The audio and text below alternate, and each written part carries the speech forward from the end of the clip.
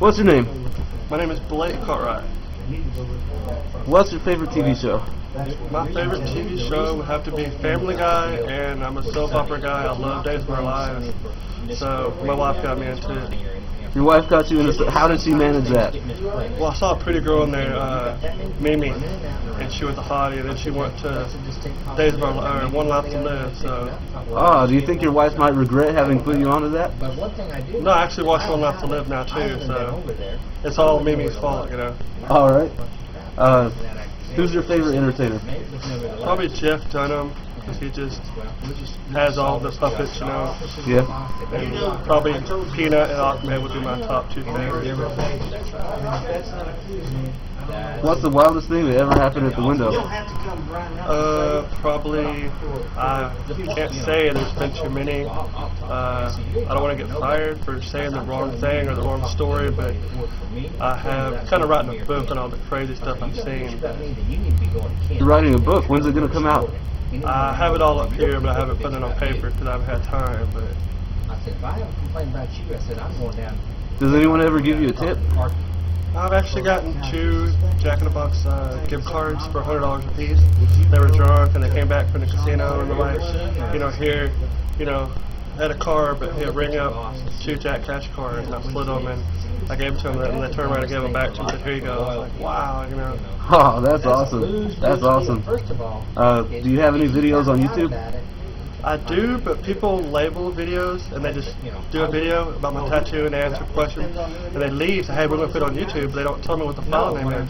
So if anybody that's watching this knows like other YouTube videos about me, please put them on Blake Outside the Box so they'll all be on the same page, and I can maybe have kind of like a channel. I don't really know about that, but kind of be on the same page as you ain't got to look down 5 pages, it's just 1 page. Okay, and that was Blake Outside the Box? On YouTube, yeah. Have you ever missed any work at the Sanger store? I missed a couple of shifts, like evening shift, because I was late, or like, I missed one time on double shift. I was out in Loving with my family, and they're like, you work all the time, you can afford to have miss one day, so they paid me $100. Not to go to work, so of course, being 2 hours away, I called in, and I still got my pay. That's why I don't call it. 2 hours away? Where do you live? Well, my family lives out in Loving, on the other side of Jacksboro.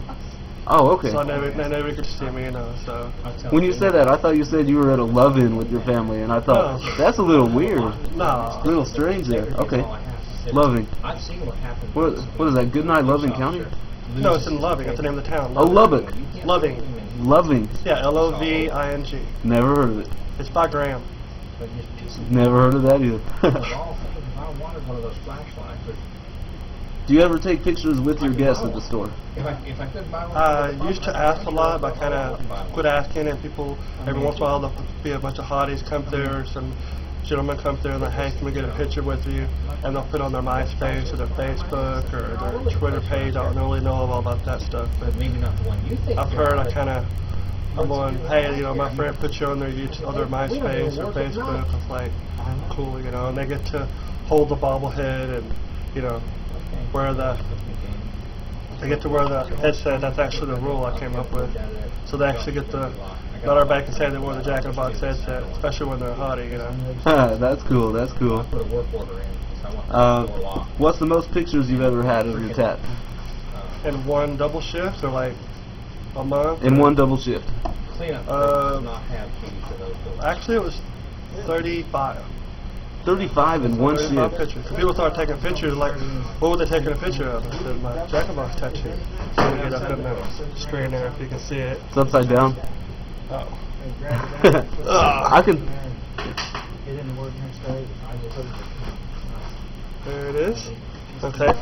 People saw that, they're like, what the hell are they taking a picture of? So I showed them and they're like, well, let me get a picture, and they just kind of rambled on. I had like 6 people in one car all get a picture at the same time. It just, you know, flashes going off like they're paparazzi, you know.